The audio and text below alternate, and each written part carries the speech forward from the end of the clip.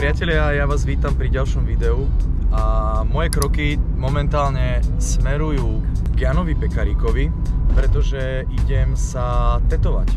A mal som tam byť na 9 a je 9:05, takže chvíľu meškám, preto sa ospravedlňujem Pekovi, ale však volali sme si, takže o všetkom je oboznámený.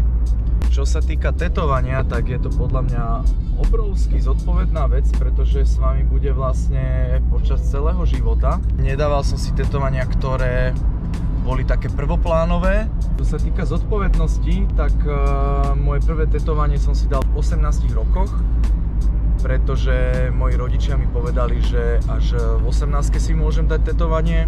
Aj napriek tomu, že okolo mňa bolo strašne veľa potetovaných ľudí a boli sme v komunite vlastne parkourovej, kde tie tetovania boli úplne normálne, bežné. Takže viete si predstaviť, že akým spôsobom som bol nahypovaný a nahopkaný, keď som proste chcel to tetovanie, ale jednoducho rodičia povedali, že od 18. Ja som to akceptoval, takže moje prvé tetovanie som si dal v 18. Ale bude to proces, takže dneska ľavá ruka dotetovať, veľmi sa teším na tú bolesť. Neteším sa na tú bolesť. To je jediná vec, ktorá ma od toho tetovania odrádza, ale keby to nebolelo, tak podľa mňa tetovanie má každý človek.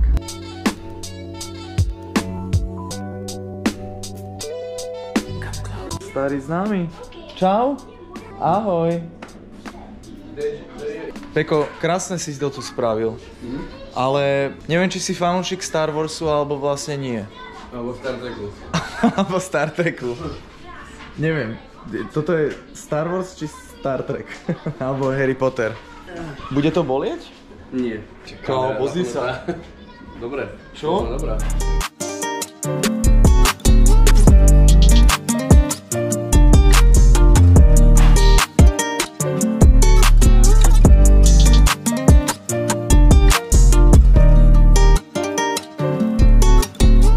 Čierna boli? Nie. Práve najmenej. Som myslel, že červená boli Hľadne, najviac. akože však jasné, ale už máš škerku pod tým, takže možno podľa mňa nebude boleť nič. Aha. Ale to pohode, že?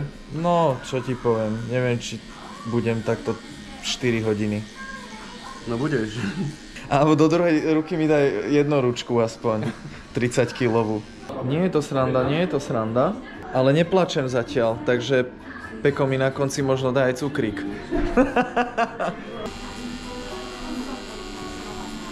Lebo akurát som zapol kameru proste, lebo Peko robí túto časť. Kámo, táto časť, horná, radšej by som drepoval s 5 bíkmi.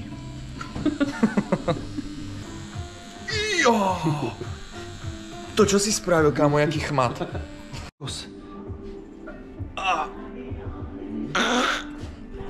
No, takže prvé sedenie máme hotové. Bude to naložené. Tento sa na mňa najviac tešil. Že? Gombička. Malinký.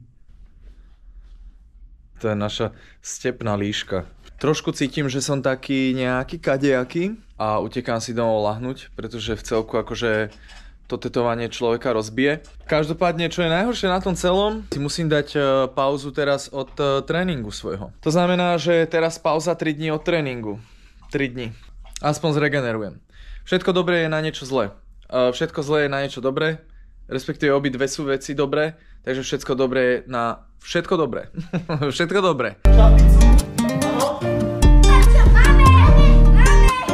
Máme!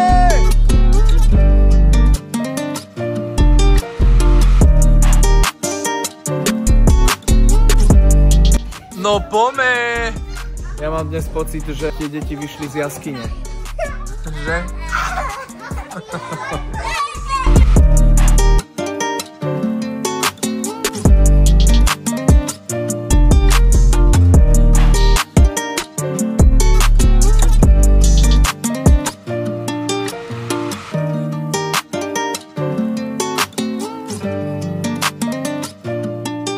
Takže ďakujem, že ste sledovali toto video a chcel by som vám pripomenúť, že organizujeme aj jarný parkour tábor. Dole do popisu vám dám všetky linky, takže keď budete mať záujem, jarný parkour tábor už čoskoro.